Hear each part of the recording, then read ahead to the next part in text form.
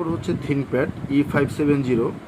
এটা mid level gaming একটা ল্যাপটপটার হচ্ছে আপনার 15.5 ইঞ্চি ডিসপ্লে, দেন NVIDIA GeForce গ্রাফিক্স আছে GTX 950M এর। এটার হচ্ছে প্রসেসর হচ্ছে Core i7 7 Gen, memory 8GB, SSDটাতে 128GB লাগানো আছে, ইচ্ছা করলে বাড়াতে পারবেন। জিপিইউ ইন্টেল জিপিইউ আছে, এবার হচ্ছে NVIDIA GPU আছে। মেইনলি হচ্ছে আপনার মেইন ফিচার হচ্ছে NVIDIA GeForceর যে গ্রাফিক্সটা আছে GTX 950M। এইটার আমরা চেঞ্জ করছি এই ল্যাপটপটার কিবোর্ডটা, মূলত এটা সেকেন্ড হ্যান্ড একটা ল্যাপটপ, অফিসিয়াল ইউজড। আর Core i5 7 Gen মোটামুটি ফ্রেশ আছে, সেকেন্ড হ্যান্ড হিসাবে ভালো, দারুণ ফ্রেশ।